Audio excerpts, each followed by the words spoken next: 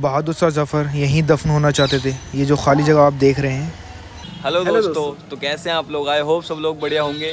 तो एक बार फिर स्वागत है आपका दानदारा ब्लॉग में। और आज हम आपको दिल्ली की एक ऐसी इमारत पर लेकर आ गए हैं जिसको हम बहादुर शाह जफ़र के महल के नाम से भी जानते हैं, और ये दिल्ली महरौली में प्लेस्ड है।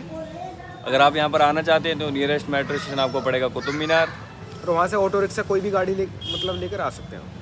ये गेट आप जो देख रहे हैं ये पूरी तरीके से खुलता नहीं है। इसका जो छोटा वाला गेट है उसको ही खोलकर लोग इसके अंदर जाते हैं, क्योंकि उस टाइम की बहुत बड़ा लॉक लगा रखा है उस टाइम का, वो खुलता नहीं है किसी से भी। और इसकी लंबाई की बात करते हैं तो 50 मीटर ये लंबा है और 15 मीटर चौड़ा है।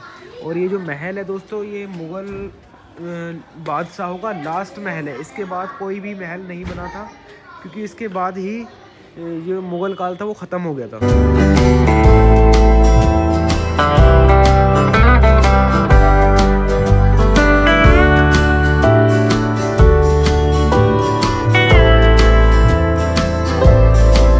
तो दोस्तों फाइनली हम इसके अंदर पहुंच गए हैं, और इसके अंदर देख सकते हैं आप कितने बड़े बड़े गेट हैं। और इसके अंदर टोटल 7 गेट हैं। 60 गेटों को मिलाकर इसको बनाया गया है। तो दोस्तों 1857 में जो क्रांति की लड़ाई हुई थी, उस क्रांति की लड़ाई में बहादुर शाह जफ़र ने अपनी अहम भूमिका निभाई थी, और उसी क्रांति की लड़ाई में इनकी डेथ हो गई थी। हम आपको डिस्क्राइब करके अंदर चलकर बताएंगे, लेकिन आप इनकी ये जो कहानी सुनेंगे, इस कहानी को सुनकर आप बहुत ही ज़्यादा इमोशनल हो जाएंगे, क्योंकि बहुत ही ज़्यादा इमोशनल कहानी है। और बहादुर शाह का जन्म जो हुआ था 1775 में हुआ था। वह मुग़ल काल के लास्ट बादशाह थे, जो कि जिसके बाद मुग़ल काल बिल्कुल पूरी तरीके से डिस्ट्रॉय हो गया था, ख़त्म हो गया था।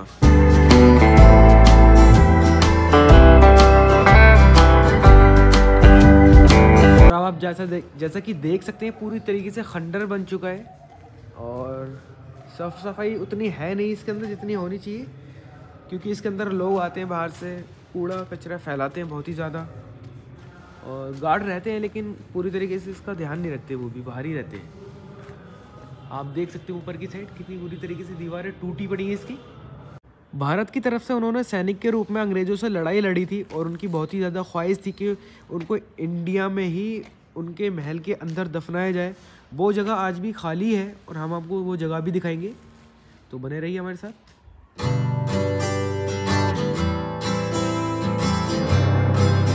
अब हम चलते हैं नौबत खाने की तरफ। नौबत खाना है जो कि है ऊपर, हम ऊपर की तरफ जाएंगे।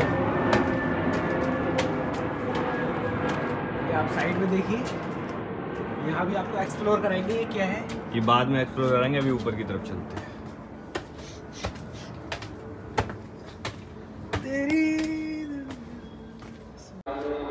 तो दोस्तों फाइनली हम नौबत खाने की तरफ पहुंच गए हैं, और आप देख सकते हैं ये नौबत खाना है। आपको पता तो होगा ये नौबत खाना किस लिए बनाया जाता है, और हम आपको अंदर चलकर दिखाते हैं नौबत खाना।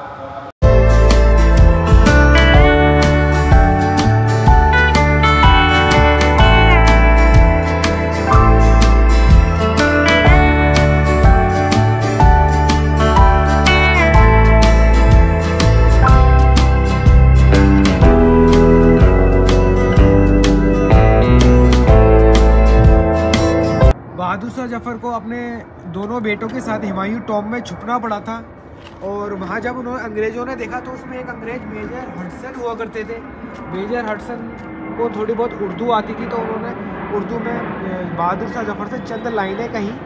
उन्होंने बोला, दमदमे में दम नहीं, खैर मांगो जान की, के जफ़र ठंडी हुई तेग हिंदुस्तान की। तेग हम तलवार को बोलते हैं। उस पर जो उन्होंने जवाब दिया जफ़र जी ने, उसको सुनकर आप काफ़ी ज़्यादा इमोशनल हो जाएंगे। उन्होंने बोला, गज़ियों में बू रहेगी तब तलक ईमान की, तख्त ए लंदन चलेगी तेग हिंदुस्तान की। ये उनका जवाब था, और ये जवाब उन्होंने उनकी कैद में होने के जब उनकी कैद में थे तब उन लोगों को दिया था। आप देख सकते हैं वो कितने निडर थे, कितने साहसी थे। और यहाँ से आप देख सकते हैं सामने मैंने बताया था आपको बख्तियार काकी रहमतुल्लाह अलैह का जो मज़ार है, उसके बराबर में ही जो महल है। आप देख सकते हैं सामने ये गुंबद दिख रहा है, ये मस्जिद है लेकिन ये वो सामने दिख रहा है यहाँ पर ये गुंबद, ये तो बिल्कुल बराबर में ही है। जब भी आएँ तो घूमकर ज़रूर जाएं। तो फाइनली हम मंडप वाली गुंबद की तरफ पहुँच गए हैं, और आप देखिए कितना खूबसूरत दिख रहा है ये। इसको वाइट पत्थर का यूज़ करके बनाया गया है, आई थिंक इसको मंडप वाला गुंबद इसलिए कहा जाता था क्योंकि उस टाइम पर यहाँ शादियाँ की जाती थी, तो इसी वजह से इसको गुंबद वाला मंडप वाला गुंबद नाम दिया गया है। हम चलते हैं इसके अंदर से दिखाते हैं आपको।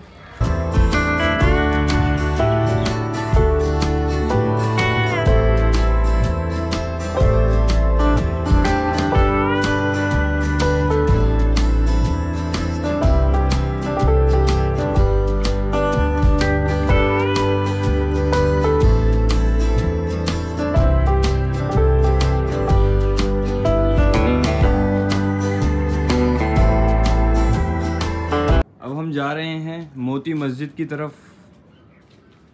तो कहानी कुछ यूँ है, जो मुग़लों के लास्ट एम्परर जो रहे थे अकबर शाह शानी, उनका बेटा था मिर्ज़ा ज़फ़र। उन्होंने एक ब्रिटिश एम्परर का जो ऑफिसर था उनके साथ बदतमीज़ी कर दी थी, तो लोगों ने उनका बहुत मजाक बनाया था।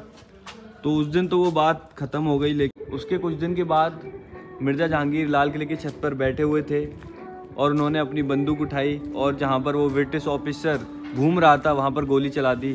ब्रिटिश जो ऑफिसर था उसको तो गोली नहीं लगी, लेकिन जो उसके साथ जो उसका असिस्टेंट था उसको गोली लग गई और वो मारा गया।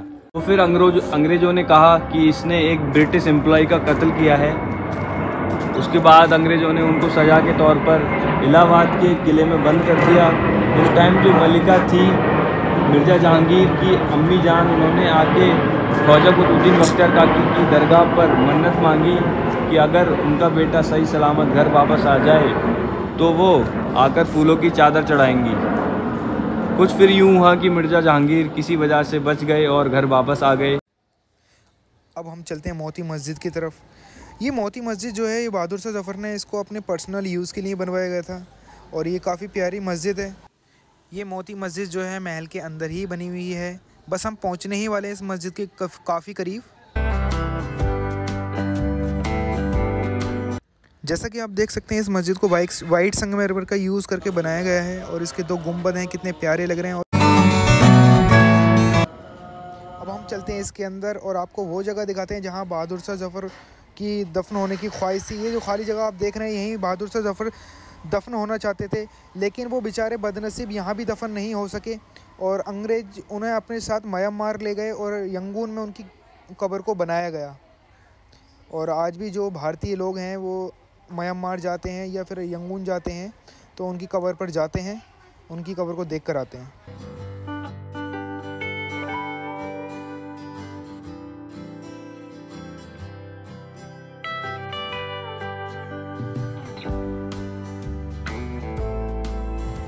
हाँ तो दोस्तों, आज हमने आपको बहादुर शाह ज़फ़र और उनके महल के बारे में बताया।